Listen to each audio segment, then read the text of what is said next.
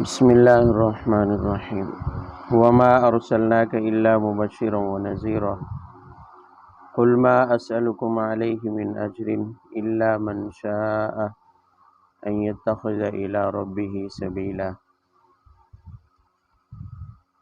یہاں سے رکوع تک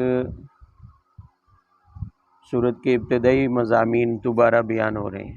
سورت کی ابتدا ہوئی تھی توحید اور رسالت کے بیان سے، تو اس رکوع کی جو آیات بچی ہوئی ہیں ان آیات میں رسالت اور توحید سے متعلق 3 باتیں بیان کی گئی۔ پہلی بات ہے رسالت سے متعلق۔ اس سے پہلے کل کے سبق میں ہم نے پڑھا کہ منکرین رسالت کا انجام، جنہوں نے آپ صلی اللہ علیہ وسلم کی نبوت کا، رسالت کا انکار کیا اور اس کے اوپر اعتراضات کیے، قرآن کے اوپر اعتراضات کیے، اس کے جواب بھی دیے گئے اور ان کا انجام بھی بیان کیا گیا۔ اب رسالت سے متعلق آخری بات کی جا رہی ہے، اور آپ صلی اللہ علیہ وسلم کے لیے اس میں ایک طرح سے تسلی بھی ہے۔ فرمایا وما ارسلناک الا مبشرا ونذیرا۔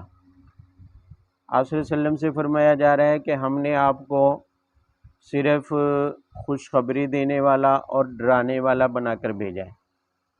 خوشخبری دینے والا مطلب جو ایمان لائے گا، جو مانے گا نبوت کو، تو اسے جنت کی خوشخبری ہے، اور اگر نہیں مانے گا تو اس کے لیے جہنم کی خوشخبری ہے۔ اگر نہیں مانتے تو آپ انہیں صاف صاف بتا دیں کہ لا اسألکم علیہ اجرا، مجھے تم سے کوئی اجرت اور معاوضہ نہیں چاہیے۔ میں جو تمہیں ایمان کی دعوت دے رہا ہوں، مجھے اس کے بدلے میں کوئی اجرت نہیں چاہیے۔ میرا مقصد صرف یہ ہے کہ تم میں سے کوئی بھی ان یتخذ الی ربہ سبیلا، اپنے رب کا راستہ اپنا لے، رب کے راستے پر آ جائے۔ میرا صرف یہی اجر ہے، اس کے علاوہ میں کوئی دنیا اس کے بدلے میں نہیں مانگتا۔ دنیا کوئی مال، ساز و سامان میں تم سے نہیں مانگتا۔ تو گویا ایک طرح سے نبی کی ذمہ داری بتا دی گئی کہ نبی کی ذمہ داری اتنی تھی کہ وہ تمہیں آ کر دعوت دیں، جنت کی طرف بلائیں، ایمان کی طرف بلائیں۔ اب اگر کوئی نہیں مانتا تو یہ اس کی قسمت ہے، اور اس کی طلب نہ ہونے پر اللہ کی توفیق گویا چھین لی گئی ہے۔ تو نبی کی ذمہ داری منوانا نہیں ہے، نبی کی ذمہ داری زبردستی کسی کو سے ایمان قبول کروانا یہ نبی کی ذمہ داری نہیں ہے۔ نبی کی جو ذمہ داری تھی وہ انہوں نے پوری کر دی ہے۔ اب اگر کسی کے دل میں یہ ہے کہ نبی کو نعوذ باللہ دنیا کا لالچ ہے، اس لیے ہمیں بار بار دعوت دیے جا رہے ہیں، اس لیے ہم سے اصرار کے ساتھ کہے جا رہے ہیں کہ قرآن کو مانو، ایمان لے آؤ، رب کی توحید کا اقرار کر لو۔ اگر کسی کو اس سے یہ لگے کہ نبی کو نعوذ باللہ ہم سے دنیا کا لالچ ہے، تو فرمایا آپ صاف صاف بتا دیں مجھے تم سے کوئی لالچ نہیں ہے، میں تم سے کوئی اجر یا اجرت کا طلبگار نہیں۔ وَتَوَكَّلْ عَلَى الْحَيِّ الَّذِي لَا يَمُوتُ وَسَبِّحْ بِحَمْدِهِ وَكَفَى بِهِ بِذُنُوبِ عِبَادِهِ خَبِيرًا۔ اس جملے میں خالصتاً رسول اللہ صلی اللہ علیہ وسلم کے لیے تسلی ہے۔ ظاہر ہے جب رسول اللہ صلی اللہ علیہ وسلم کو ایسے لوگوں کے درمیان میں دعوت دینے کا حکم ہے، لیکن منوانا ضروری نہیں ہے، اور صاف اور صریح الفاظ میں یہ بھی کہہ دیا کہ مجھے تم سے کوئی لالچ نہیں ہے، تو یقیناً ایسے ضدی ہٹ درم لوگوں سے مخالفت اور دشمنی کا خدشہ ضرور رہتا ہے۔ تو یہ خدشہ تھا کہ کہیں رسول اللہ صلی اللہ علیہ وسلم اس پریشانی میں مبتلا نہ ہوں کہ اگر انہوں نے دشمنی کی تو ہمارا کیا ہوگا۔ تو پہلے ہی تسلی دے دی گئی، فرمایا گیا کہ آپ کا بھروسہ ایسی ذات کے اوپر ہے جو ہمیشہ سے زندہ ہے، جس کے اوپر کبھی موت، یعنی اللہ تعالیٰ کی ذات جو ہمیشہ سے زندہ ہے اور ہمیشہ کے لیے کیا ہے، زندہ ہے، کبھی ان پر موت نہیں آئے گی، ایسی ذات پر آپ کا بھروسہ ہے۔ مطلب یہ ہے کہ آپ کا معاون اور مددگار اللہ تعالیٰ ہے، اور اللہ تعالیٰ ایسی ذات ہے جو آپ کی مدد کرنے میں کسی بھی وقت کسی بھی لمحے کمزور نہیں ہے۔ دشمن چاہے جتنا بھی طاقتور ہو، دشمن چاہے جتنی بھی مخالفت کرے، آپ کو نقصان پہنچانے کی کوشش کرے، توکل آپ اس ذات کے اوپر بھروسہ کیجیے جس کے اوپر کبھی موت آنے والی نہیں ہے۔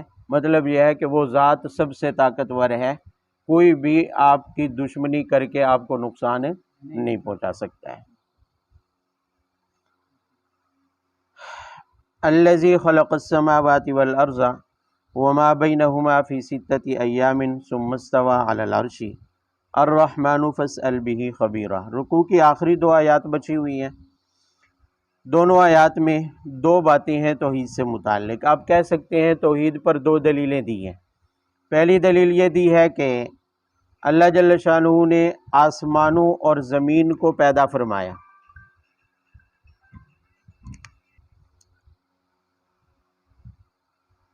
اعوذ باللہ من الشیطان الرجیم۔ پہلی دلیل توحید کے اس بات پر یہ دی ہے کہ اللہ جل شانہ نے آسمانوں اور زمین اور جو کچھ ان دونوں کے درمیان ہے، آسمانوں اور زمین سمیت جو کچھ ان کے، یعنی جو آسمانوں میں ہے اللہ تعالیٰ بہتر جانتے ہیں کیا ہے، ہم سے پوشیدہ ہے، غائب ہے، جو کچھ زمین میں ہے، اس سب کو اللہ جل شانہ نے 6 دن میں پیدا کیا۔ کتنے دن میں؟ 6 دن میں۔ یعنی ایک تو اللہ تعالیٰ اس پوری کائنات کا خالق ہے زمین و آسمان سمیت، اور خالق بھی ایسا قادر مطلق ہے کہ 6 دنوں میں اتنی بڑی کائنات کو اس نے کیا کیا، اور پھر ثم استوی علی العرش پیدا کر کے کائنات کے کسی بھی حصے کا نظام مختلف خداؤں کے حوالے نہیں کیا ہے، اپنے کسی ماتحت کے حوالے نہیں کیا ہے، بلکہ ثم استوی علی العرش پورے اس نظام کو قبضے میں لینے کے لیے، پورے اس نظام کو چلانے کے لیے خود عرش کے اوپر مستوی ہوا، خود عرش کے اوپر مستوی ہوا۔ تو مطلب یہ ہے کہ خالق بھی اس کائنات کا صرف اللہ تعالیٰ ہے، اور خالق ہونے کے ساتھ ساتھ اس کائنات کا نظام بھی اللہ تعالیٰ خود ہی چلا رہے ہیں، کسی اور کو اس کائنات کے نظام کے چلانے میں اللہ تعالیٰ نے شریک۔ مختصر کہیں تو وہی دو لفظ ہیں کہ خالق بھی صرف اللہ تعالیٰ ہے، اور رب بھی کون ہے؟ صرف رب کہتے ہیں نظام چلانے والا، پالنے والا، پرورش کرنے والا۔ تو پوری کائنات کا نظام بھی اللہ نے اپنے اختیار میں رکھا، اور کائنات کا خالق بھی صرف اللہ تعالیٰ ہے۔ تو ظاہر ہے جب اللہ تعالیٰ خود ہی خالق ہے اور اکیلا ہی اس نظام کو سنبھالنے والا ہے، کسی اور کے حوالے نہیں کیا، تو پھر عبادت کا مستحق بھی صرف کون ہے؟ اللہ تعالیٰ ہے۔ تو کس سے کس پر استدلال کیا ہے؟ ربوبیت سے الوہیت پر استدلال کیا۔ الوہیت مانا کہ معبود ہونا، معبود۔ اب دلیل دینی تھی اس بات کو ثابت کرنے کے لیے کہ معبود حقیقی صرف اللہ ہے، لیکن استدلال کس سے کیا ہے؟ کہ رب اکیلا ہے۔ رب کیا ہے؟ اس کائنات کو خالق بھی ہے، پیدا بھی کیا، اور اس کا نظام بھی اکیلا ہی چلانے والا ہے، کسی اور کے حوالے نہیں کیا، بتوں کے، مورتیوں کے، جن جن کو معبود مانا جاتا ہے دنیا میں، کسی اور کے حوالے نہیں کیا ہے۔ تو ظاہر ہے جب اکیلا ہی نظام چلانے والا رب ہے تو پھر معبود بھی وہ کیا ہے؟ اکیلا ہے۔ ہاں اگر کوئی اور اس کائنات کا نظام چلانے والا ہوتا تو پھر وہ عبادت میں شریک ہو سکتا ہے، لیکن اس کائنات کا نظام چلانے میں کوئی اور شریک نہیں ہے، تو عبادت میں بھی کوئی اور شریک نہیں ہے۔ وَإِذَا قِيلَ لَهُمُ اسْجُدُوا لِلرَّحْمَنِ قَالُوا وَمَا الرَّحْمَنُ أَنَسْجُدُ لِمَا تَأْمُرُونَ وَزَادَهُمْ نُفُورًا۔ توحید سے متعلق دوسری بات ہے کہ توحید کا انکار کرنے کے لیے بھی مشرکین مکہ کے پاس کوئی خاص وجہ نہیں تھی، کوئی ٹھوس وجہ سوائے ہٹ درمی کے۔ کیسے؟ فرمایا کہ جب انہیں حکم دیا جاتا کہ تم صرف رحمان کو سجدہ کرو، رحمان کو، تو وہ جواب میں کہتے مر رحمان، نعوذ باللہ، رحمان کیا ہے؟ رحمان ہمارے تو معبود یہ ہیں، ہمارے تو معبود، ہمارے رحمان بھی یہی ہے، ہمارے رحیم بھی یہی ہے، جو بت خود انہوں نے بنائے ہوئے تھے اپنے ہاتھوں سے، ومر رحمان۔ اور مزید وہ استہزاء اور مذاق کے طور پر کہتے تھے انسجد لما تأمرون، جس رحمان کا نام لے کر آپ ہمیں حکم دے رہے ہیں، کیا ہم آپ کے حکم کے مطابق اسے سجدہ کریں، یا پھر ہم اپنے معبودوں کی عبادت کریں، یا پھر ہم اپنے معبودوں کو سجدہ کریں؟ یعنی وہ ایک طرح سے مذاق اڑا رہے تھے کہ انسجد لما تأمرون، پتہ نہیں کون ہے، ما تأمرون آپ نے پڑھا ہے، ما غیر ذوی العقول کے لیے ہے، جس کی تعین بھی نہیں ہوتی ہے۔ ما کا معنی وہ چیز کے، عربی زبان میں اس کا معنی ہوتا ہے۔ تو وہ مذاق اڑا رہے ہیں کہ جس چیز کے بارے میں آپ کہہ رہے ہیں کہ اسے سجدہ کریں، کیا ہم اسے سجدہ کر لیں گے؟ مطلب یہ ہے کہ وہ اپنے آپ کو اتنا دانا اور عقل مند سمجھتے تھے، کہتے تھے کہ ہم اتنے بے وقوف نہیں ہیں کہ ہم اسے سجدہ کر لیں۔ نعوذ باللہ، ہم اتنے بے وقوف نہیں ہیں کہ ہم اسے سجدہ کر لیں جسے آپ سجدہ کرنے کا کیا دے رہے ہیں۔ اللہ نے صرف لفظ رحمان کہہ کر دلیل دی ہے کہ وہی سجدہ کے لائق ہے، وہی سجدہ کے، کیونکہ آپ نے پڑھا ہے کہ رحمان اور رحیم دو لفظ ہیں، اردو میں ایک ہی معنی ہوتا ہے مہربان، زیادہ سے زیادہ۔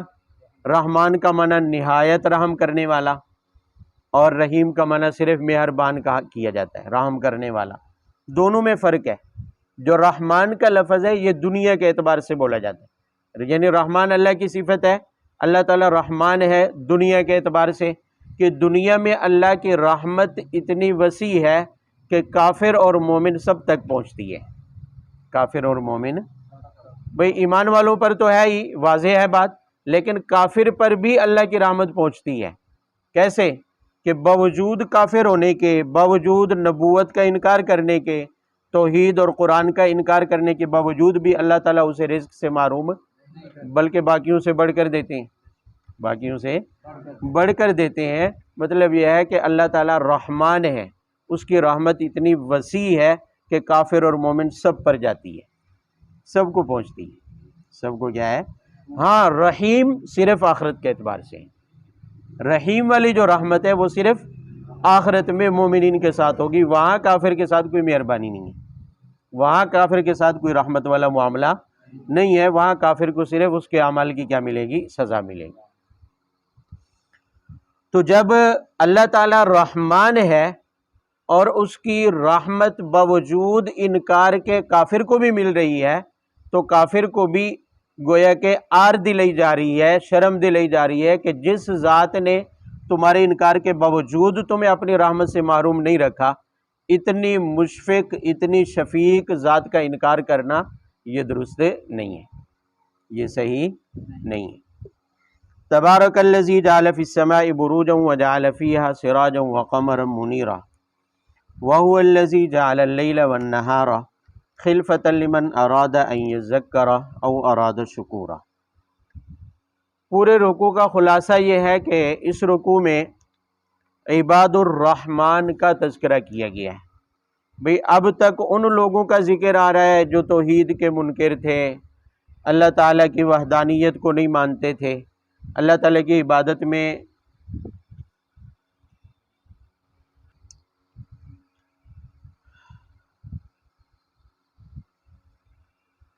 پیچھے ان لوگوں کا ذکر تھا جو اللہ تعالیٰ کی وحدانیت کے، اللہ تعالیٰ کی توحید کے منکر تھے، رسالت کا انکار کیا، آپ صلی اللہ علیہ وسلم کی رسالت پر اور قرآن کے اللہ کے کلام ہونے پر اعتراضات کرتے رہے۔ تو ظاہر ہے منکرین کے بیان کے بعد ایسے لوگوں کا ذکر اللہ تعالیٰ کی عادت کے موافق ضروری ہے کہ وہ تو تھے رحمان کا انکار کرنے والے، حقیقت میں اس دنیا میں رحمان کے بندوں کی علامات کیا ہیں؟ رحمان کے بندوں کی، جن کے بارے میں یہ کہا جا سکے کہ یہ اللہ والے ہیں، جنہیں کہتے ہیں نا اللہ والے، اللہ، اور ہم انہیں ولی کے نام سے جانتے ہیں۔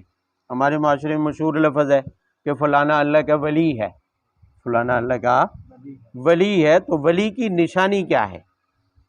ولی کی، عباد الرحمن، رحمان کے بندوں کی علامات اور صفات کیا ہیں؟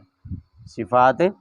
تو اس رکوع میں تقریباً 9 سے 10 کے قریب رحمان کے بندوں کی صفات بیان کی گئی ہیں، اللہ والوں کی صفات بیان کی گئی ہیں، اور بیان کرنے سے مقصود یہ ہے کہ ہر مومن کو یہ صفات اپنے اندر پیدا کرنی چاہیے، یہ صفات اپنے اندر، لیکن اس سے پہلے بطور تمہید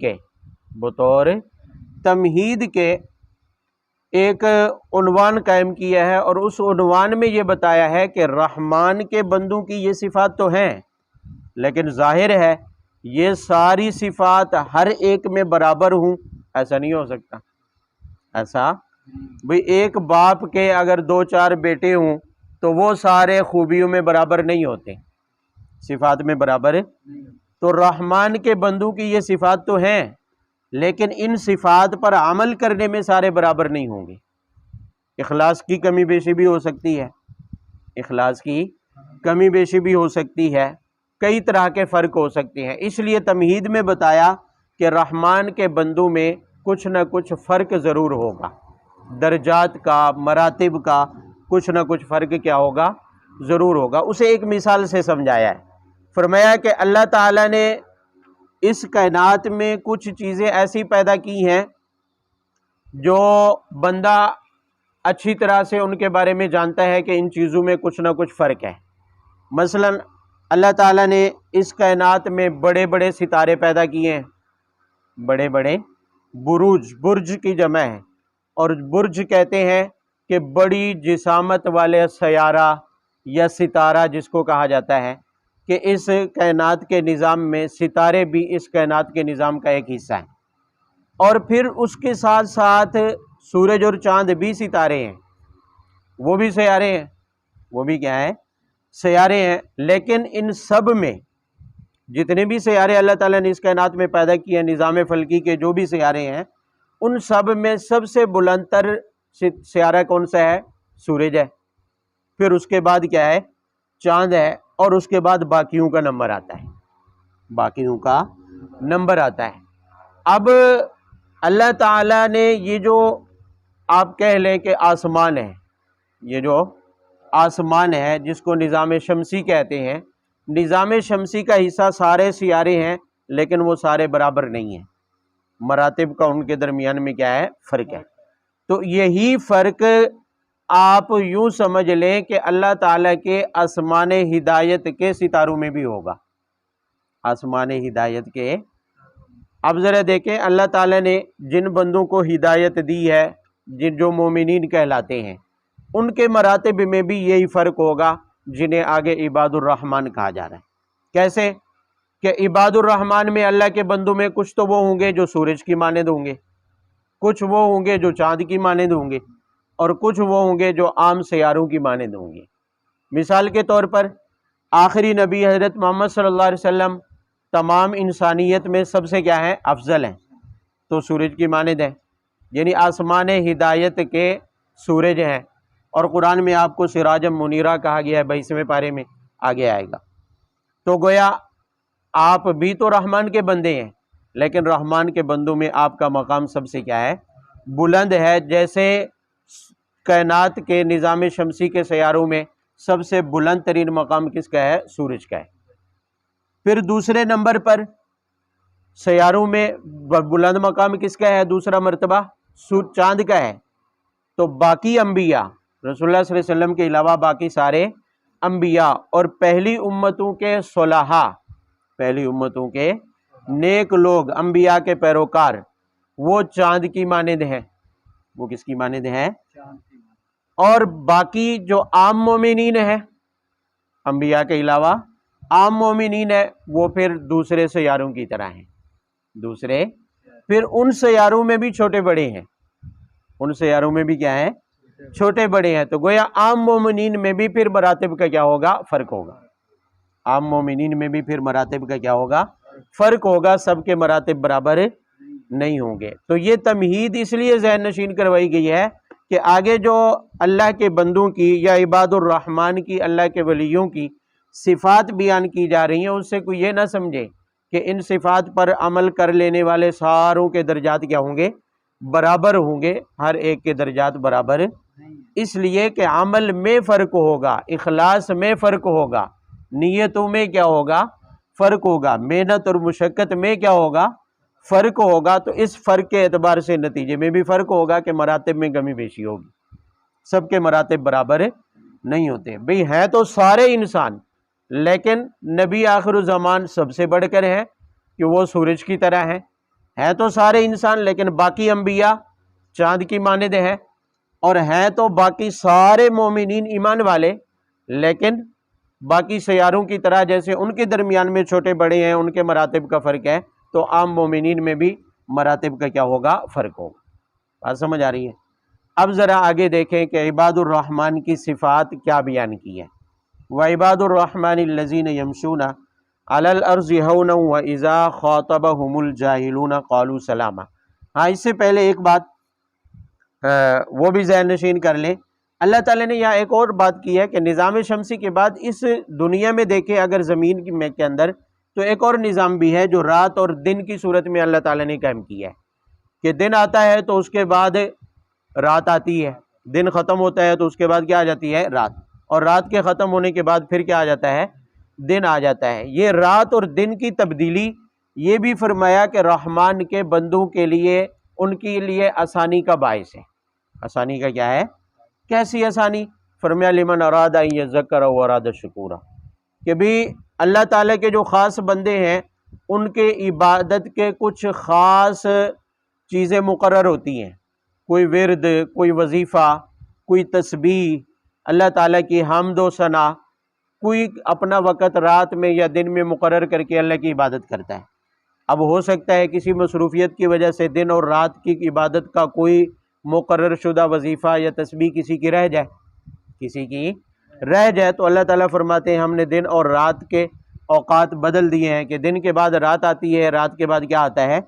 اگر رات کے کوئی وظیفہ یا تسبیح رہ گئی ہے تو وہ دن میں اس کو پورا کر لے، اگر دن کے کسی حصے کا کوئی خاص وظیفہ ہے تو وہ رات کے کسی حصے میں بھی پورا کیا جا سکتا ہے. بھئی کسی نے مقرر کیا ہوا ہے کہ دوپہر کے وقت آرام کے وقت کوئی تسبیح پڑھتا ہے، کوئی ورد وظیفہ یا کوئی نوافل خاص پڑھتا ہے، لیکن کسی مصروفیت کی وجہ سے چھوٹ گئی، مصروفیت کی وجہ سے رات کو ٹائم مل گیا، عشاء کے بعد اپنا پورا کر لے، اپنا کیا کر لے؟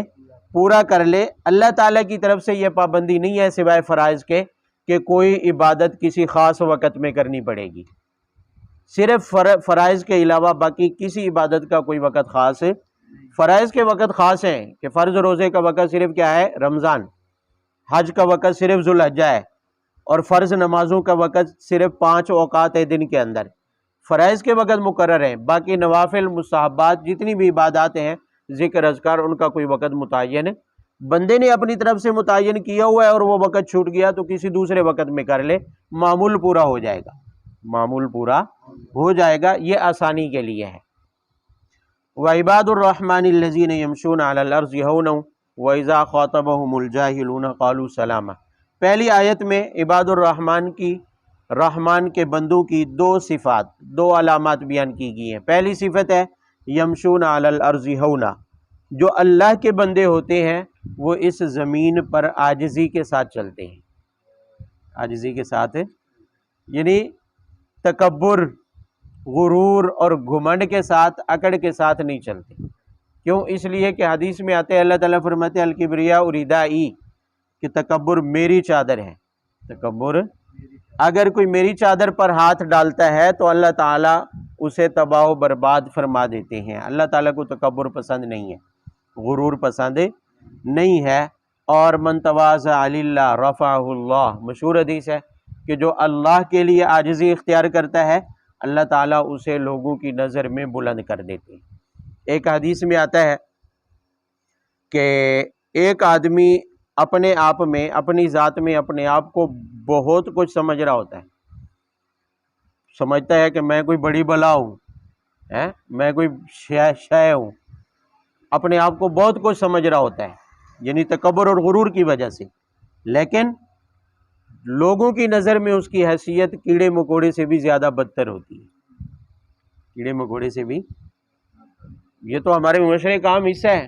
ہم اپنے ارد گرد ایسے لوگوں کو دیکھتے ہیں کہ کوئی اپنی دولت پر، اپنی خوبصورتی پر، اپنی چال ڈھال پر، اپنے لباس پر، اپنے کسی فن، اپنے کسی کام کے اوپر کسی کو اتنا غرور ہوتا ہے کہ دوسروں کو وہ ایسے سمجھتا ہے، دوسروں سے برتاؤ ایسے کرتا ہے جیسے دوسرے اس کے مقابلے میں کیڑے مکوڑے ہوں، ان کی کوئی حیثیت نہ ہو. لیکن لوگوں کے دلوں کو اگر ٹٹولا جائے تو رسول اللہ صلی اللہ علیہ وسلم فرماتے ہیں ایسی آدمی کی لوگوں کے دلوں میں کیڑے مکوڑے سے بھی زیادہ بدترین حیثیت ہوتی ہے، اس سے بھی ذلیل ترین مقام پر ہوتا ہے لوگوں کے دلوں کے اندر. لیکن جو آدمی دنیا میں اس انداز سے رہتا ہے کہ اپنے خیال میں وہ یہ سمجھتا ہے کہ اس معاشرے میں بسنے والا ہر انسان مجھ سے اعلیٰ ہے، مجھ سے کیا ہے؟ اعلیٰ ہے، میری کوئی حیثیت نہیں ہے کسی کے مقابلے میں۔ اپنے آپ کو عاجز تصور کرتا ہے تو لوگوں کی نظر میں اس کا اتنا اونچا مقام ہوتا ہے، ان کے دلوں کے اندر اتنی زیادہ عزت ہوتی ہے کہ وہ اس کا تصور بھی نہیں کر سکتا ہے، اس کا تصور بھی نہیں کر سکتا ہے۔ تو بلندی اپنے آپ کو بلند سمجھنے میں نہیں ہے، بلندی اپنے آپ کو حقیر سمجھنے میں ہے، بلندی اپنے آپ کو عاجز سمجھنے میں ہے۔ اللہ کے ہاں بھی وہی معزز اور بلند ہوتا ہے جو عاجزی اختیار کرتا ہے، اور لوگوں کی نظر میں بھی وہی معزز ہوتا ہے جو اپنے آپ کو عاجز تصور کرتا ہے۔ ہاں، غرور اور تکبر کی وجہ سے، وقتی طور پر دولت کی اور شہرت کی وجہ سے ہو سکتا ہے کہ لوگ عزت کرنے پر مجبور ہو جائیں، لیکن ان کے دلوں میں کوئی عزت نہیں ہو سکتی، ان کے دلوں میں کوئی عزت۔ اگر لوگوں کے دلوں میں عزت چاہتے ہیں، لوگوں کے دلوں میں اپنا مقام چاہتے ہیں، تو پھر عاجزی کرنا سیکھیں، پر عاجزی کو اختیار کیا جائے، کیونکہ عاجزی کرنے والا ہی اللہ کی نظر میں بھی معزز ہوتا ہے اور لوگوں کے دلوں میں بھی وہ معزز ہوتا ہے۔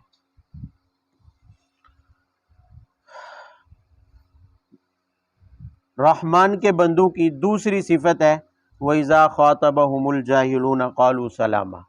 جب کوئی جاہل آدمی ان سے بحث مباحثہ کرتا ہے تو وہ اسے السلام علیکم کہہ کر جان چھڑا لیتے ہیں۔ جان ہے کیا مطلب؟ بھی ایک آدمی پڑھا لکھا ہے، دین کے بارے میں اس علم رکھتا ہے، دین کی اچھی طرح معلومات رکھتا ہے، قرآن و حدیث کا علم حاصل کیا ہے، اب اس سے آ کر کوئی جاہل جھگڑنا شروع کر دیتا ہے جو بالکل دین سے واقف نہیں ہے، قرآن کی تعلیمات سے، حدیث کی تعلیمات سے واقف۔ اب ظاہر ہے کسی جاہل سے اگر آپ بحث کرنا چاہیں تو یہ مسلمہ اصول ہے کہ کوئی بھی بڑے سے بڑا علم رکھنے والا دانشور کسی جاہل سے جیت نہیں سکتا ہے، کسی جاہل سے۔ کیوں؟ اس لیے کہ اس نے ایسی دلیلیں دینی نہیں ہے جو علمی ہوں، اس نے ایسی دلیلیں دینی ہی نہیں ہے جو علمی ہوں، اور عالم نے علمی دلیلیں دینی ہیں، دانشور نے اپنی عقل مندی کے مطابق دانش مندانہ دلیلیں دینی ہیں، وہ تو جاہل ہے۔ وہ اس چیز کو کہاں جانتا ہے کہ دانش مندی کیا ہوتی ہے، علمیت کیا ہوتی ہے، دین کیا ہوتا ہے، وہ تو اس سے واقف ہی نہیں ہے۔ تو ظاہر ہے دو ہی نتیجے برآمد ہوں گے، ایک تو یہ کہ وہ اس صاحب علم کی کسی بات کو تسلیم نہیں کرے گا، کسی بات کو مانے گا نہیں، کیونکہ اسے کسی چیز کا علم ہی نہیں ہے، اور دوسرا نتیجہ یہ نکلے گا کہ وہ ضد اور ہٹ درمی میں مزید پختہ ہو جائے گا۔ کیسے؟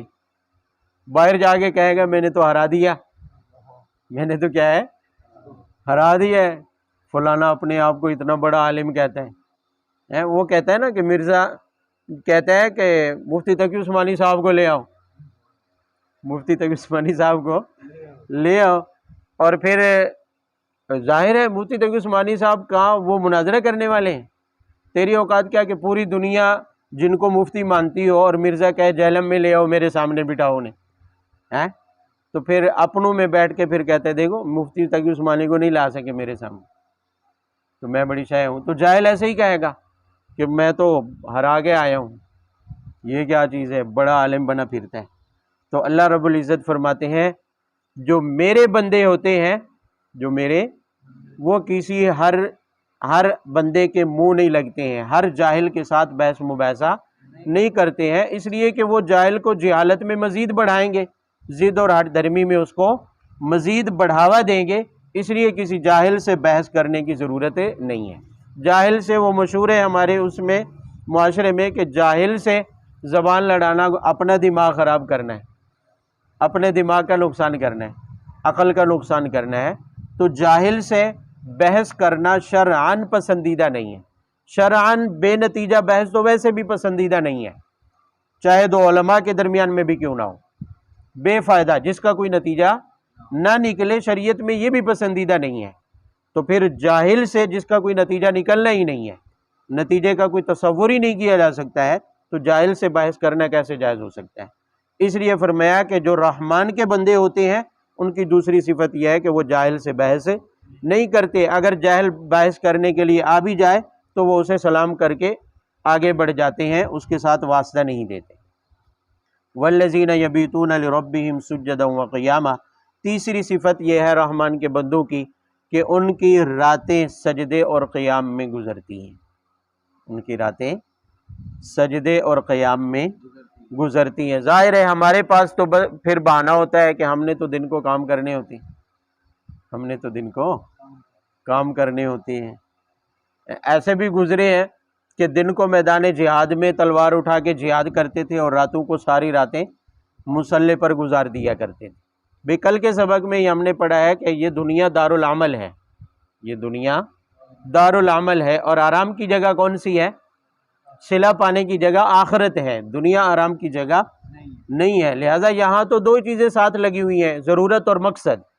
ضرورت، اور ہم ضرورت کو تو اپنی ضرورت سمجھتے ہیں اور اپنے آپ کو تھکاتے ہیں کام کر کر کے، لیکن جو مقصد ہے اللہ تعالیٰ کو راضی کرنا، اس کے اندر اپنے آپ کو تھکانا نہیں چاہتے، بلکہ فارغ ٹائم دیکھتے ہیں. ایسا ٹائم دیکھتے ہیں جس میں جسم تھکا ہوا نہ ہو، پھر چلو آج عبادت کر لیں، آج فارغ ٹائم تھا، آج سارا دن آرام کیا ہے، آج تھوڑی عبادت کر لیں. حقیقت تو یہ ہے کہ اللہ تعالیٰ کو راضی کرنا، عبادت کرنا، وہ تو مقصد ہے، اور روزی کمانا یہ ایک کیا ہے؟ ضرورت ہے. ہم ضرورت میں جیسے اپنے آپ کو تھکاتے ہیں، یہ نہیں دیکھتے کہ ہم تھکے ہوئے آج کام پہ نہیں جائیں گے، بلکہ ضرور جاتے ہیں کیونکہ روزی ہماری ضرورت ہے. تو عبادت ہمارا مقصد ہے، اس میں بھی یہ نہ دیکھا جائے کہ تھکاوٹ ہو رہی ہے لہذا آج نہیں کرتے، آج تلاوت چھوڑ دیتے ہیں قرآن پاک، نوافل پڑھنے کا معمول ہے چلو آج چھوڑ دیتے ہیں کیونکہ تھکے ہوئے ہیں. نہیں، بلکہ مقصد میں تو اور زیادہ اپنے آپ کو تھکانا چاہیے، اس لیے کہ دنیا ہے ہی تھکنے کی جگہ، آرام کی جگہ تو کیا ہے؟ آخرت ہے. صلہ پانے کی جگہ تو کیا ہے؟ آخرت ہے. اس لیے فرمایا والذین یبیتون لربہم سجدا وقیاما، کہ جو رحمان کے بندے ہوتے ہیں وہ اپنی راتیں سجدے اور قیام میں گزارتے ہیں. رسول اللہ صلی اللہ علیہ وسلم کے بارے میں یہ تو آپ کو معلوم ہے کہ نبی گناہوں سے معصوم ہوتا ہے، نبی کا کوئی گناہ نہیں ہوتا، اور نبی کا مقام ویسا ہی جنت میں سب سے کیا ہے؟ بلند و برتر ہے. اور رحمان کے بندوں میں آپ سورج کی مانند ہیں. لیکن اس کے باوجود حضرت عبداللہ ابن عباس کہتے ہیں کہ رسول اللہ صلی اللہ علیہ وسلم بعض اوقات رات کو ایک ہی رکعت اتنی لمبی پڑھتے تھے کہ میں بچہ ہونے کے باوجود بھی آپ کے ساتھ ایک رکعت پوری نہیں پڑھ سکتا. کہتے ہیں ایک رات میں آپ کے ساتھ کھڑا ہو گیا، نوافل میں مقتدی بن کے کھڑا ہو گیا، شریک ہو گیا، بھی آج آپ کے ساتھ نماز پڑھ کے دیکھتا ہوں کیسی پڑھتے ہیں. بچپنا تھا، کھڑے ہو گئے. تو کہتے ہیں کہ آپ کی وہ ایک رکعت اتنی لمبی ہو گئی، قیام اتنا لمبا ہو گیا کہ میں 2 بار بیٹھ کے پھر کھڑا ہو گیا، کئی بار بیٹھا اور کئی بار کھڑا ہو گیا. آخر میں مجھ سے وہ رکعت پوری نہیں ہوئی، میں نے اپنی 2 رکعتیں پوری کر کے الگ سے پڑھ کے سو گیا. میں ایک رکعت بھی آپ کے ساتھ پوری. یہ وہ نبی مکرم پڑھ رہے ہیں جن کا کوئی گناہ نہیں ہے، جو گناہوں سے کیا ہے؟ معصوم ہے، اور اس کائنات میں تمام مخلوق میں سب سے زیادہ کیا ہے؟ افضل ہے، سب سے بلند مرتبہ والے ہیں. وہ اتنی عبادت میں اپنے آپ کو تھکا رہے ہیں. تو مطلب مقصد تھکانے کا کیا ہے؟ امت کو تعلیم دینی ہے کہ مقصد میں اپنے آپ کو تھکاؤ گے تو پھر آخرت میں آرام بھی اس کا بڑا ملے گا، اس کا صلہ بھی کیا ملے گا؟ بڑا ملے گا. کتنی علامات ہو گئی ہیں؟ 3. چوتھی علامت ہے والذین یقولون ربنا اصرف عنا عذاب جہنم ان عذابها کان غراما. فرمایا رحمان کے بندوں کی ایک علامت یہ ہے کہ وہ ہر وقت جب بھی اللہ سے دعا مانگتے ہیں تو جہنم کے عذاب سے پناہ مانگتے ہیں. جہنم کے عذاب سے، بھئی دعا مستقل عبادت ہے. سورہ اعراف میں آپ پڑھ چکے ہیں دعا کے آداب میں. دعا ایک مستقل عبادت ہے، دعا ایک مستقل، اور ظاہر ہے اس دنیا میں جو بھی ہم اعمال کر رہے ہیں، نیک اعمال، ان کا مقصد صرف ایک ہی ہے، جہنم سے بچنا، جہنم سے. تو ظاہر ہے دعا میں سب سے بڑی دعا اور اہم دعا تو یہی بنتی ہے کہ جہنم سے نجات کی دعا مانگی جائے، جہنم سے نجات کی دعا مانگی جائے. کیونکہ ہر عبادت کا نتیجہ، ہر عبادت میں ہماری نیت اور مقصود تو یہی ہوتا ہے کہ جو جہنم سے بچ جائے. تو دعا بھی ایک عبادت ہے. تو دعا میں سب سے اہم دعا وہی ہوگی جس میں جہنم سے نجات مانگی جائے. تو رحمان کے بندے جب بھی دعا مانگتے ہیں تو اپنی دعا میں جہنم کے عذاب سے نجات ضرور مانگتے ہیں. بات سمجھ آ رہی؟ یہ نہیں، منع نہیں ہے کہ پیسہ نہ مانگے، کاروبار حلال رزق نہ مانگے، اولاد نہ مانگے، یہ منع نہیں ہے. باقی جتنی بھی دعائیں بھلے مانگتے رہیں، لیکن کوئی دعا ایسی نہ ہو جو جہنم کی نجات سے خالی ہو. جہنم کی نجات سے ضرور دعا مانگی جائے. آگے فرمایا والذین اذا انفقوا لم یسرفوا ولم یقتروا وکان بین ذلک قواما. پانچویں علامت رحمان کے بندوں کی یہ ہے کہ وہ اپنے خرچ میں میانہ روی اختیار کرتے ہیں. اپنے خرچ میں، بھئی مال آپ کا اپنا ہے، آپ نے کمایا، آپ مالک ہیں، جیسے چاہیں اس کو کیا کر لیں، خرچ. لیکن شریعت نے بندے کی سہولت کے لیے پابندیاں لگائی ہیں. ایک یہ کہ فضول خرچی نہ کی جائے. فضول خرچی اس لیے کہ یہ جو مال آپ نے کمایا ہے بظاہر آپ کی محنت اور مشقت کا نتیجہ ہے، حقیقت میں اللہ تعالیٰ کی ذات کی طرف سے ملنے والا رزق ہے، ملنے والا.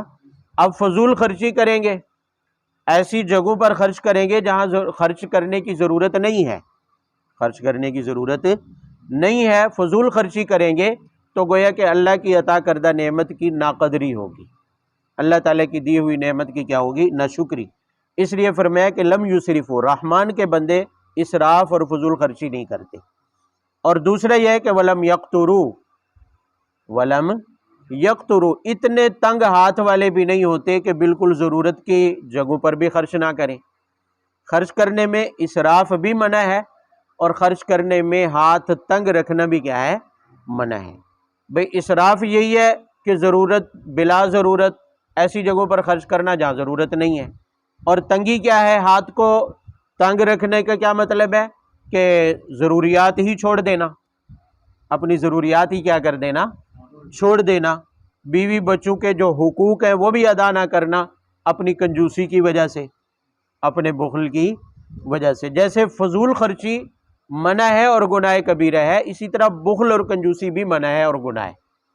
حتیٰ کہ حدیث میں تو یہ آتا ہے کہ اللہ تعالیٰ نے اگر کسی کو کشادگی دی ہے، مال دیا ہے، وسعت دی ہے، تو اس کا اثر اس کے جسم میں، اس کے لباس میں، اس کے کھانے پینے میں نظر آنا چاہیے. بھی اللہ تعالیٰ نے وسعت دی ہے، وسعت دی ہے تو لباس اچھا پہن لے. اللہ تعالیٰ نے وسعت دی ہے تو نیت یہ رکھے کہ چونکہ اللہ کا حکم ہے، شریعت کا حکم ہے، تو اللہ کی نعمت ظاہر ہونی چاہیے میرے جسم پر، لباس اچھا، جوتا اچھا، کھانا اچھا پہنے. اگر اللہ تعالیٰ نے وسعت دی ہے، یہ نہیں کہ فضول خرچی کرتے ہوئے کہ اللہ نے وسعت نہیں دی ہے پھر بھی ادھار لے کر اچھے کپڑے پہن لیں، ادھار لے کر اچھا کھانا کھائیں، یہ حکم نہیں ہے. اگر اللہ نے وسعت دی ہے تو پھر ہر چیز میں کشادگی ہونی چاہیے، اس میں اللہ تعالیٰ کی نعمت کا اثر. آپ اسے یوں بھی سمجھ لیتے ہیں، جب دو چیزوں کا تقابل کیا جائے تو بات اچھی طرح واضح ہو جاتی ہے. اللہ تعالیٰ نے مال دیا ہے لیکن لباس، کھانے پینے میں اپنی حالت ایسی بنا کے رکھتا ہے کہ دیکھنے والے کو لگتا ہے کہ یہ مستحق ہے، لہذا اسے 10 روپے دے دینے چاہیے. بعض بندے ایسے ہوتے ہیں نا، اللہ نے مال دیا، زمینیں، جائیداد، پیسہ سب کچھ دیا ہوتا ہے، لیکن کپڑے اتنے گلے پرانے پھٹے ہوئے پہنے ہوں گے، جوتا ایسا پرانا پہنا ہوا ہوگا جیسے 200 سال پہلے لیا ہو کسی نے. تو ایسی حالت بنائی ہوئی ہوتی ہے کہ دیکھنے والے کا دل کرتا ہے کہ اسے بندہ 10 روپے دے دے. تو ایسی حالت بنانا یہ بھی اللہ تعالیٰ کی نعمت کی ناقدری ہے، اللہ تعالیٰ کی نعمت کی کیا ہے، ناشکری ہے. اگر اللہ نے دیا ہے تو اس کا اثر جسم کے اوپر نظر بھی آنا چاہیے، گھر میں نظر بھی آنا چاہیے. اور بعض لوگ، اچھا اس میں ایک اور بھی چیز ہوتی ہے، وہ بھی حدیث کے اندر منع ہے کہ بعض لوگ اپنے آپ کو سخی کہلوانے کے لیے، اپنے آپ کو سخی کہلوانے کے لیے باہر بڑے بڑے ایسے کام، فلاحی کاموں کے اندر حصہ لیتے ہیں جہاں پر نام بھی ہوتا ہے، شہرت بھی ہوتی ہے. اور گھر کی حالت یہ ہوتی ہے کہ بیچارے گھر والوں کے کپڑے بھی پورے نہیں لے کے دیتے ہیں، گھر میں ایسی کنجوسی کرتے ہیں اور ہاتھ تنگ رکھتے ہیں کہ ضرورت کی چیزیں بھی گھر میں خرید کر نہیں دیتے. اور باہر ایسے غریبوں کی فلاحی اداروں میں تعاون ایسے کرتے پھرتے ہیں کہ جیسے ان سے بڑا کوئی سخی اور کوئی حقیقت میں مال ہوتا ہے، مالدار بھی ہوتے ہیں، لیکن سخاوت اللہ کی رضا کے لیے نہیں کر رہے ہوتے، مال اللہ کی رضا کے لیے خرچ نہیں کر رہے ہوتے۔ اگر اللہ نے مال دیا ہے تو پہلے تو بیوی بچوں کے حقوق ہیں، پہلے تو اپنے گھر کے ضروری اخراجات ہیں، گھر کے ضروری اخراجات میں بخل اور کنجوسی کرنا، اور باہر اپنے آپ کو سخی کہلوانے کے لیے بڑے بڑے خیراتی اداروں میں مال دیتے پھرنا اور تصویریں بنوانا، ویڈیوز بنوانا، اس سے بھی حدیث پاک میں منع کیا گیا ہے کہ بندہ باہر تو سخی ہو اور گھر میں بخیل ہو، باہر تو سخی ہو اور گھر میں کیا ہو، ہاں دونوں جگہ پر ایک ہی معاملہ ہو کہ سخاوت اللہ کی رضا کے لیے ہو تو پھر اپنے گھر کے حقوق بھی ادا کرے اور باہر بھی بے شک سخاوت کرتا رہے، یہ کوئی منع نہیں ہے۔ حضرت امام ابو حنیفہ رحمۃ اللہ علیہ کے دور میں کوئی کپڑے کا تاجر آیا، اچھا عمدہ کپڑا بیچنے کے لیے، تو پورے بازار میں کپڑا اتنا عمدہ اور مہنگا تھا کہ اس کپڑے کو کوئی خرید نہیں سکا۔ خبر وقت کے حاکم کو پہنچ گئی، گورنر کو، خلافت عباسیہ کو دور تھا، تو گورنر نے کہا کہ تاجر کو بلاؤ، میں کپڑا خریدوں گا، تاکہ لوگوں کو پتہ چلے آخر گورنر ہوں میں۔ منگوایا وہ لباس، لیکن قدرتی طور پر درزی نے، سلائی کرنے والے نے جب ناپ لی تو اس نے گورنر کو بتایا کہ یہ کپڑا آپ کے لباس کے لیے پورا نہیں، تھوڑا سا کم ہے، تھوڑا سا کیا ہے، کم ہے۔ اس نے واپس کر دیا کہ یہ تو میرا پورا لباس نہیں بنے گا، لیکن حقیقت میں یہ تو ایک بہانہ تھا۔ گورنر بھی اس کی قیمت سن کر اس لباس کو خریدنے کا اس نے ارادہ بدل لیا تھا، بہانہ بھی مل گیا کہ کپڑا جو ہے میرا پورا لباس اسے بنتا نہیں ہے، لہذا یہ کپڑا کم ہے، ہم نہیں خریدتے۔ بہانہ یہ لگایا گیا تاکہ لوگوں میں عزت برقرار رہے، کپڑا اتنا قیمتی تھا۔ امام ابو حنیفہ رحمہ اللہ کو کسی نے بتا دیا، یا وہ تاجر ان کے سامنے آ گیا تو کہا کہ ہم خرید لیتے ہیں۔ امام ابو حنیفہ رحمۃ اللہ علیہ نے وہ کپڑا جو وقت کا حاکم اور گورنر بھی نہیں خرید سکا، وہ امام ابو حنیفہ رحمۃ اللہ علیہ نے خریدا، خرید کر درزی کو دیا کہ ہمارے لیے کرتا بنائے۔ درزی نے کہا تھوڑا سا کم ہے، تھوڑا سا کیا ہے، تو کہا کوئی بات نہیں ہے، کوئی ٹاکی لگا لیں، کسی اور کپڑے کی ٹاکی لگا لیں۔ کرتا بنوایا اور پہن لیا۔ لوگوں نے دیکھا تو شہرت تو پہلے ہو چکی تھی اس کپڑے کی، پورا علاقہ دیکھ چکا تھا، تو انہوں نے فٹ شکایت لگانے والوں نے گورنر کے کان بھر دیے کہ جی امام ابو حنیفہ نے تمہیں چڑھانے کے لیے وہ کپڑا خرید لیا ہے جو تم نہیں خرید سکے۔ اب ظاہر ہے حاکم لوگوں میں تکبر ہوتا ہے، غرور ہوتا ہے، اسے اپنی انا اور غرور ٹوٹتا ہوا نظر آیا تو اس نے جاسوس کو بھیجا کہ پہلے جا کر پتہ کرو کہ واقعی یہ خبر سچی ہے کہ امام ابو حنیفہ نے وہ کپڑا لیا ہے۔ وہ جو اس نے قاصد بھیجا وہ بڑا سمجھدار تھا، اس نے جا کے جائزہ لیا کہ امام صاحب نے واقعی اس لباس وہ کپڑا منگوایا ہوا ہے اور کرتا بنا کے پہنا بھی ہوا ہے، لیکن ساتھ ٹاکی بھی اس نے دیکھ لی کہ لگی ہوئی۔ واپس آیا، گورنر کو کہا انہوں نے خریدا تو ہے، خریدا تو ہے، لیکن جو آپ سوچ رہے ہیں وہ ان کے دل میں نہیں ہے، جو آپ سوچ رہے ہیں وہ ان کے دل میں، انہوں نے اپنے غرور اور تکبر یا پیسے اور دولت کے اظہار کے لیے نہیں خریدا ہے۔ اگر اس کے لیے خریدا ہوتا تو ٹاکی نہ لگواتے، لیکن انہوں نے ساتھ دوسرے کپڑے کی ٹاکی بھی لگوائی ہوئی ہے، اتنے قیمتی کپڑے کے ساتھ انہوں نے ٹاکی بھی لگا دی ہے، تو مطلب امام ابو حنیفہ کی نظر میں اس کپڑے کی کوئی اوقات نہیں ہے، اپنی دولت کی کوئی اوقات، انہوں نے صرف اللہ کی نعمت کے اظہار کے لیے اس کو پہن لیا کہ اللہ نے دولت دی ہے تو لہٰذا اس نعمت کا اظہار بھی ہونا چاہیے، اور وہ قیمتی کپڑا پہن لیا، قیمتی کپڑا پہن لیا۔ تو بتانے کا مقصد یہ ہے کہ اگر اللہ تعالیٰ کی دی ہوئی نعمت کا اظہار مقصود ہو، یہ نیت ہو، غرور اور تکبر فخر کا اظہار مقصود نہ ہو، تو پھر عمدہ سے عمدہ لباس بھی پہنا جا سکتا ہے۔ امام حنیفہ رحمۃ اللہ علیہ جیسی شخصیت نے بھی پہنا، لیکن اگر نیت غرور اور تکبر کا اظہار ہو تو پھر پہننا جائز نہیں۔ تو 5 صفات ہو گئی رحمان کے بندوں کی، اور 6ٹھی صفت ہے وَالَّذِينَ لَا يَدْعُونَ مَعَ اللَّهِ إِلَٰهًا آخَرَ وَلَا يَقْتُلُونَ النَّفْسَ الَّتِي حَرَّمَ اللَّهُ إِلَّا بِالْحَقِّ وَلَا يَزْنُونَ وَمَن يَفْعَلْ ذَلِكَ يَلْقَ أَثَامًا، کہ رحمان کے بندوں کی 6ٹھی صفت یہ ہے کہ وہ ان 3 بڑے گناہوں سے اپنے آپ کو بچا کر رکھتے ہیں۔ 3 بڑے گناہوں سے اپنے آپ کو، کون کون سے 3 بڑے گناہ؟ پہلا گناہ ہے کہ لا یدعون مع اللہ الہ آخر، اللہ کے ساتھ کسی اور کو معبود نہیں مانتے، اللہ کے ساتھ کسی اور کو عبادت میں شریک۔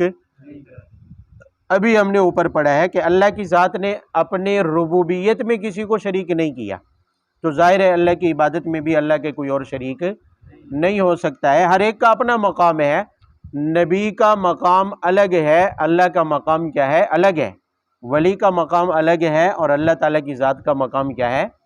باقی رہی پتھر اور مٹی کی بنی ہوئی مورتیاں، بت، ان کا تو کوئی مقام ہی نہیں ہے، ان کا تو کوئی مقام ہی، اور بندہ اٹھے اور انہی مورتیوں کو عبادت شروع کر دے اور انہیں رب مان لے اور خدا مان لے، معبود مان لے، تو یہ عقل کی کمی ہے۔ فرمایا جو رحمان کے بندے ہوتے ہیں وہ اللہ کی عبادت کے علاوہ کسی کی عبادت کے لیے راضی نہیں ہوتے، کسی کی عبادت کے لیے راضی۔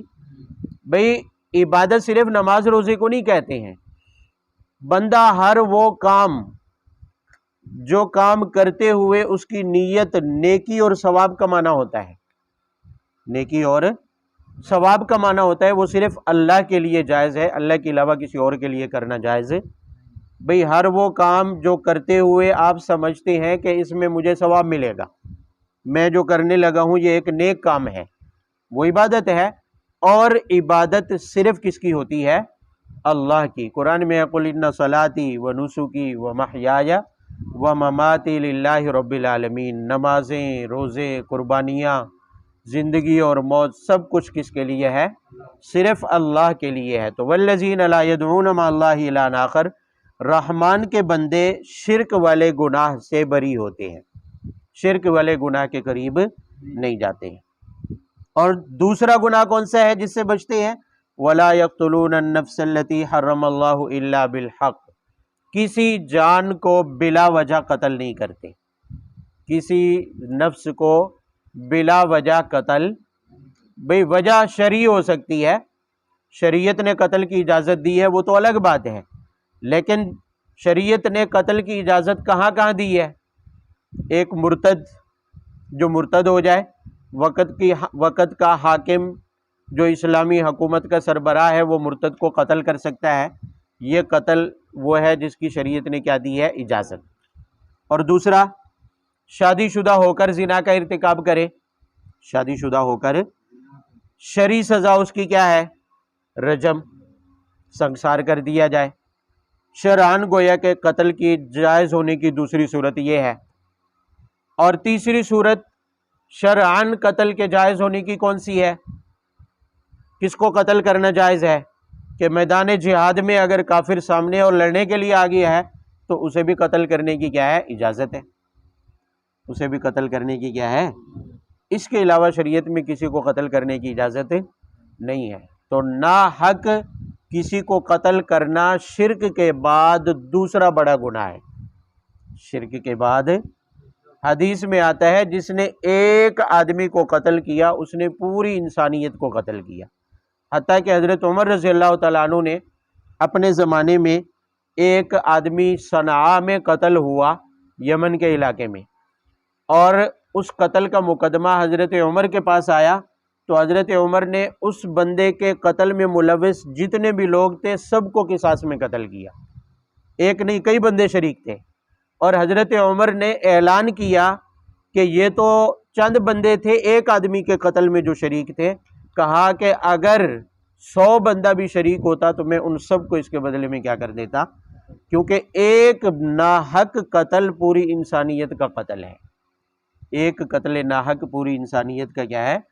قتل ہے۔ لہٰذا کوئی آدمی ناحق قتل کرے گا تو شریعت میں اس کی سزا قصاص ہے، چاہے اس کے قتل میں جتنے لوگ بھی شریک ہو جائیں۔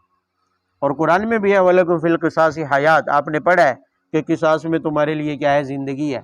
بظاہر تو اشکال ہوتا ہے بھی زندگی کہاں ہے؟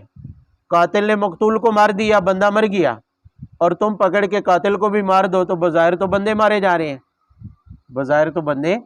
اور اللہ جل شانہ فرماتے ہیں کہ اس میں تمہارے لیے کیا ہے؟ زندگی ہے۔ کیسے زندگی ہے؟ کہ بھی جب قتل کرنے والے کو، قتل کا ارادہ رکھنے والے کو پتہ ہوگا کہ بچوں گا میں بھی نہیں، بچوں گا؟ بھئی ایک بندہ کسی کو قتل کرنا چاہتا ہے ناحق، اور اس کو پتہ ہوگا کہ بچنا میں نے بھی نہیں ہے، مجھے بھی قصاص میں قتل کیا جائے گا، زندہ نہیں چھوڑا جائے گا، تو پھر وہ قتل سے باز آ جائے گا، کبھی اسے قتل کرنے کی ضرورت ہے تو ظاہر ہے مقتول بچے گا، تو یہ خود بھی قتل سے بچ جائے گا، تو دو بندوں کی زندگی بچے گی قصاص کے خوف سے، قصاص کے ڈر سے دو بندوں کی زندگی کیا ہو جائے گی؟ بھئی اب جو ہر کوئی غنڈہ بنا پھرتا ہے اور قاتل بنا پھرتا ہے کہ میں کسی کو بھی قتل کر دوں گا، وہ اس زور پر ہوتا ہے کہ میرا وکیل مجھے چھڑائے گا، میرا پیسہ مجھے چھڑائے گا، میرے باپ کی پہنچ ہے، میرا باپ چودھری ہے، سردار ہے، وہ مجھے چھڑا لے گا، یہی ہے نا۔ لیکن اگر نظام وہ ہو اسلام والا، جس کے اندر کسی کے لیے کوئی معافی، کوئی رشوت، کوئی سفارش نہیں چلتی ہے، اگر نظام وہ ہو تو پھر جو قتل کا ارادہ رکھتا ہے جب وہ سنے گا کہ میں نے بھی پھر قتل ہو جانا ہے تو وہ قتل سے باز آ جائے گا، مقتول بھی بچے گا اور یہ خود قاتل بھی کیا ہے؟ بچے گا۔ تو قصاص کے ڈر سے دو زندگیاں بچی، اس لیے اللہ نے فرمایا وَلَكُمْ فِي الْقِصَاصِ حَيَاتٌ۔ تو ناحق قتل کرنا شرک کے بعد بڑا گناہ ہے، شرک کے بعد بڑا گناہ ہے، یعنی سب سے بڑا گناہ تو شرک ہے جس کی کوئی معافی نہیں ہے، اس کے بعد جو بڑا گناہ دوسرے نمبر کا ہے وہ ناحق قتل کرنا ہے۔ اور تیسرا بڑا گناہ جس سے اللہ کے بندے بچتے ہیں، رحمان کے بندے بچتے ہیں، وہ کون سا ہے؟ وَلَا يَزْنُونَ، زنا اور بدکاری ہے، زنا اور بدکاری ہے۔ یہ بھی ان گناہوں میں سے ہے جو کئی گناہوں کا سبب بنتا ہے، معاشرتی فساد کا کیا بنتا ہے؟ سبب بنتا ہے۔ اس لیے ان تین بڑے گناہوں کا ذکر کیا، چونکہ یہ تین وہ گناہ ہیں جو سب سے پہلے، دوسرے اور تیسرے نمبر پر ہے۔ تو ظاہر ہے رحمان کا بندہ ہونے کے لیے کم از کم ایسے بڑے جرائم سے تو بندہ بچے جو معاشرے کے فساد کا کیا ہے؟ باعث ہے، یا جن کی کوئی معافی آخرت میں نہیں ہے۔ اگر کوئی شرک کا ارتکاب کرتا ہے تو وہ رحمان کا بندہ کہاں ہوا؟ وہ تو اس مورتی اور بت کا بندہ ہوا جس کی عبادت کر رہا ہے۔ اگر کوئی بندہ ناحق قتل کرتا ہے اور یا زنا کا ارتکاب کرتا ہے، یہ تو نرا فساد ہے، معاشرے کو خراب کرنے والی بات ہے۔ ظاہر ہے جو معاشرے کی خرابی کا باعث بنے گا، فساد کی جڑ بنے گا، تو وہ رحمان کا بندہ کیسے ہو سکتا ہے؟ تو رحمان کے بندے ایسے بڑے گناہوں سے اپنے آپ کو بچا کر رکھتے ہیں، ایسے بڑے گناہوں میں اپنے آپ کو ملوث نہیں کرتے۔ یہ وہ 6 علامات ہیں جو رحمان کے بندوں کی ان آیات میں ذکر ہوئی ہیں۔ آگے آخر میں فرمایا ہے وَمَن يَفْعَلْ ذَلِكَ يَلْقَ أَثَامًا، 3 گناہوں سے بچنا تو رحمان کے بندوں کی علامت ہے، لیکن سزا بھی ساتھ بیان کر دی ہے کہ جو ایسے بڑے گناہوں کا ارتکاب کرے گا تو یلقى أثاما، وہ بڑی سزا کا مستحق ہوگا، وہ بڑی سزا کا کیا ہوگا؟ کیوں؟ اس لیے کہ یہ عام گناہ صرف گناہ کی حد تک نہیں ہے، بھئی جھوٹ بولا تو بندے کی حد تک رہا، کسی کا مال کھایا ہے تو جس کا حق کھایا اس کا حق بندے کے ذمے ہو گیا، لیکن زنا، قتل یا شرک یہ اتنے بڑے گناہ ہیں جو پورے معاشرے کو خراب کر کے رکھ دیتے ہیں، پورے انسانی معاشرے کے اندر فساد کا باعث بنتے ہیں۔ تو ظاہر ہے یہ جرم ڈبل ہے، اس لیے ان کی سزا بھی کیا ہے؟ بڑی ہے، ان کا گناہ بھی کیا ہے؟ بڑا ہے۔ حتیٰ کہ فرمایا یضاعف لہ العذاب، دگنا عذاب ہوگا، دگنا عذاب ہوگا۔ ہاں الا من تاب وآمن وعمل عملا صالحا فاولئک یبدل اللہ سیئاتہم حسنات، مرنے سے پہلے پہلے جب تک کہ موت کا غرغرہ طاری نہیں ہوتا ہے توبہ کے دروازے کھلے ہیں۔ مشرک ہے توبہ کر کے توحید کو قبول کر لے، اللہ کی وحدانیت کے اوپر یقین رکھے، شرک والا گناہ کیا ہو جائے گا؟ معاف۔ لیکن اگر بغیر ایمان لائے مر گیا تو پھر شرک کی کوئی معافی نہیں ہے۔ اسی طرح زانی ہے، ناحق قتل کیا ہوا ہے، مرنے سے پہلے پہلے زندگی میں اگر توبہ کر لے اور اپنے اعمال کو سنوار لے تو جو ہو چکا ہے اللہ کی طرف سے وہ کیا ہو جائے گا؟ معاف ہو جائے گا، توبہ قبول ہوگی، توبہ کا دروازہ کھلا ہے۔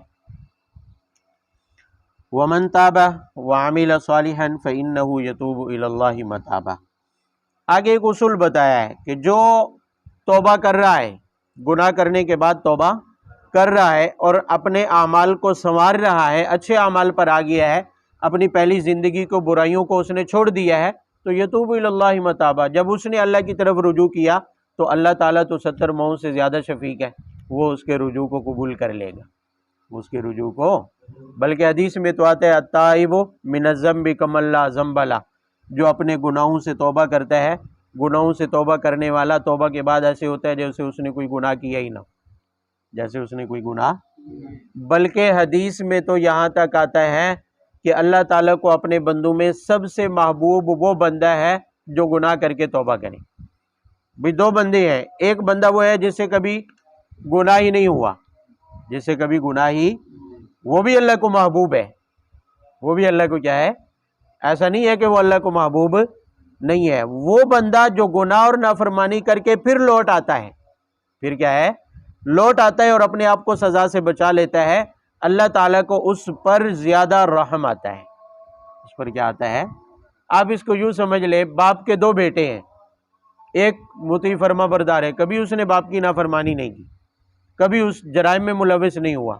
دوسرا بیٹا ایسا ہے، ایسے جرائم اور گناہوں میں ملوث ہو گیا کہ اب باپ کو کسی بھی وقت دھڑکا لگا رہتا ہے کہ صبح اور شام کسی بھی وقت خبر آ جائے گی کہ مر گیا ہے کہیں غنڈہ گردی میں، اور باپ مصلی پر ہر وقت رو رو دعائیں مانگتا رہتا ہے اللہ سے کہ یا اللہ میرا یہ بیٹا کسی طرح سے راہ راست پر آ جائے، راہ راست پر۔ اب اچانک وہ بیٹا روتا ہوا گھر آئے، آنسو بہاتا ہوا، اور باپ کو آ کر خوشخبری سنائے کہ ابا جی آج میں توبہ کر کے آیا ہوں، آج میں اپنے تمام جرائم سے کیا کر کے آیا ہوں، اب کوئی لوفرائی نہیں کروں گا۔ آپ بتائیں دونوں بیٹوں میں سے باپ کس پر زیادہ خوش ہوگا؟ اس وقت باپ کو کس پر خوشی حاصل ہوگی؟ ظاہر ہے جو توبہ کر کے آیا ہے، جان بچا کے آیا ہے، باپ کو تسلی ہو جائے گی کہ بچ گیا، شکر ہے۔ پہلے پر تو ویسے ہی تسلی تھی کہ اس نے اپنے آپ کو سزا سے کیا ہے، بچایا ہوا ہے، اپنے آپ کو حادثات سے کیا کیا ہوا ہے۔ تو اللہ جل شانہ کو اس مومن سے محبت تو ہے، وہ مومن اللہ کو پسند تو ہے کہ جو کوئی بھی گناہ نہ کرے، کوئی بھی گناہ، لیکن یہ تو پتہ ہے نا کہ اس نے کوئی گناہ نہیں کیا تو لہٰذا جہنم میں جانے کا اس کا کوئی چانس ہی نہیں ہے۔ لیکن جو مومن راہ راست سے ہٹ کر گناہوں میں مبتلا ہے اور اللہ تعالیٰ 70 مئوں سے زیادہ شفیق ہے، تو کیا اللہ جل شانہ یہ چاہیں گے کہ میرا یہ بندہ اسی راستے پر چلتا جائے اور جہنم میں جائے؟ نہیں چاہیں گے، کبھی بھی نہیں چاہیں گے۔ تو ظاہر ہے جب یہ بندہ راہ راست پر آئے گا اور اللہ تعالیٰ کی نافرمانیاں چھوڑے گا، توبہ کر لے گا، تو اللہ تعالیٰ کو خوشی حاصل ہوگی، اور اللہ تعالیٰ کو یہ بندہ پسند ہے، اللہ تعالیٰ اس کے اوپر خوش ہوتے ہیں جو بندہ گناہوں سے توبہ کر لیتا ہے، جو بندہ گناہوں سے۔ ایک اور بات آج کے سبق میں نے پڑھی ہے، وَإِذْ قَالَ رَبُّكَ لِلْمَلَائِكَةِ إِنِّي جَاعِلٌ فِي الْأَرْضِ خلیفہ۔ حضرت آدم علیہ السلام کو اللہ تعالیٰ نے پیدا کرنے کا ارادہ کیا، فرشتوں کے سامنے بات کی، فرشتوں کے سامنے فرمایا کہ انی جاعل فی الارض خلیفہ، فرشتوں کو بتایا کہ میں آدم اور ان کی اولاد کو پیدا کرنے لگا، انسانوں کو پیدا کرنے لگا۔ فرشتوں نے اس پر کہا کہ اللہ آپ ایسے مخلوق کو پیدا کر رہے ہیں کہ اتجعل فیہا من یفسد فیہا ویسفک الدماء، جو فساد مچائیں گے زمین میں، یعنی آپ کی نافرمانیاں کریں گے، قتل و غارت گری کریں گے، جبکہ ان کے مقابلے میں ہم فرشتے ایسی مخلوق ہیں جو ہر وقت تسبیح، حمد، تقدیس میں لگے رہتے ہیں، کبھی آپ کی نافرمانی نہیں کرتے، فساد نہیں کرتے، گناہ نہیں کرتے ہیں، تو ہمیں خلیفہ بنا لیں، انہیں خلیفہ بنانے کی کیا ضرورت ہے؟ نحن احق بالاستخلاف، ہم خلیفہ بنانے کے زیادہ لائق ہیں۔ بھئی دو مخلوقات اللہ کے سامنے ہیں، ایک فرشتے جو کبھی بھی نافرمانی نہیں کرتے، اور ایک وہ جن کے پیدا کرنے کا اللہ ارادہ ظاہر کر چکے ہیں، ابھی پیدا نہیں کیے، کہ وہ فساد بھی مچائیں گے، قتل و غارت گری بھی کریں گے، نافرمانی بھی کریں گے۔ تو فرشتے کہہ رہے ہیں کہ ہم زیادہ خلافت کے مستحق ہیں، کیونکہ ہم تسبیح، حمد کے علاوہ کچھ بھی نہیں کرتے، اطاعت اور فرما برداری کے علاوہ کچھ اور ہم کرتے ہی۔ تو اللہ تعالیٰ نے فرمایا انی اعلم ما لا تعلمون، انی اعلم، انسان کو پیدا کرنے میں جو مصلحت میں جانتا ہوں وہ تم نہیں جانتے، وہ تم کیسی؟ یہاں پر علامہ السیوطی مشہور مفسر گزرے ہیں، عربی تفسیر ہے ان کی جلالین، انہوں نے لکھا ہے یہاں پر کہ مصلحت کیا، کہ اللہ تعالیٰ اپنی صفت عدل کا ظہور چاہتے تھے، صفت عدل کا، اپنے انصاف کا ظہور چاہتے تھے، اور انصاف کہاں ظاہر ہوتا ہے؟ فرشتوں میں تو ہو ہی نہیں سکتا، کیونکہ وہ تو ہے ہی مطیع اور فرما بردار، ان سے تو گناہ ہونا ہی نہیں ہے۔ ان سے تو گناہ، تو ایسی مخلوق اللہ کو چاہیے تھی جو گناہ بھی کرے اور نیکی بھی کرے، جس کے اندر دونوں صلاحیتیں ہوں، جس کے اندر دونوں صلاحیتیں ہوں، تو وہاں اللہ تعالیٰ کے عدل و انصاف کا کیا ہوگا؟ ظہور ہوگا، اللہ تعالیٰ کے عدل و انصاف کا۔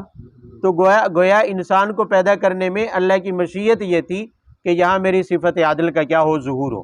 انسان کے اندر ایسی صلاحیتیں اور مادہ رکھ دیا گیا کہ اس کے اندر خواہشات رکھ دی گئی کہ گناہ اس سے ہو سکتا ہے، گناہ ہو جانا کوئی بڑی بات نہیں ہے، لیکن گناہ پر جمے رہنا یہ بری بات ہے۔ گناہ ہو جانا بڑی بات ہے، گناہ پر جمے رہنا بری بات ہے۔ گناہ ہو جائے تو اس کے بعد توبہ کر لینی چاہیے، یہی اللہ تعالیٰ چاہتے ہیں، یہی اللہ تعالیٰ چاہتے ہیں۔ گناہ ہو جانا کوئی بڑی بات نہیں ہے، کیونکہ اگر گناہ ہو جانا بڑی بات ہوتی، نقص یا عیب کی بات ہوتی کہ اتنا بڑا عیب ہے کہ انسان کے لیے اب کوئی معافی، ایک گناہ ہو گیا تو اب کوئی معافی نہیں ہے، اگر اتنا بڑا جرم ہوتا تو پھر اللہ تعالیٰ انسان کے اندر گناہ کا مادہ ہی نہ رکھتے، گناہ کا مادہ ہی۔ اسی لیے تو گناہ ہو جانے کے بعد چانس دیا ہے، کیونکہ گناہ کا مادہ خود اللہ تعالیٰ کی مشیت سے ہے۔ انسان کے اندر گناہ کی صلاحیت خود اللہ تعالیٰ کی مشیت سے ہے۔ ہاں اللہ تعالیٰ چاہتے نہیں ہے کہ گناہ کرے، چاہتے نہیں ہے کہ گناہ کرے، ہو جائے تو اس کے بعد فوراً توبہ کر لے۔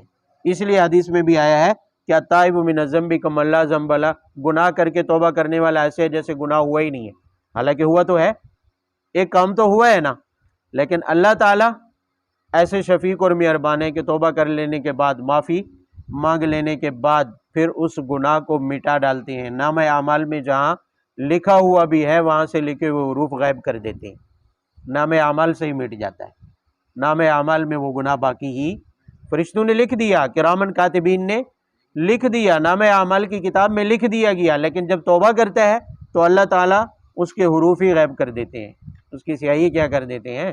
غائب کر دیتے ہیں، اور ایسے ہوتا ہے جیسے اس نے کوئی گناہ کیا ہی نہیں۔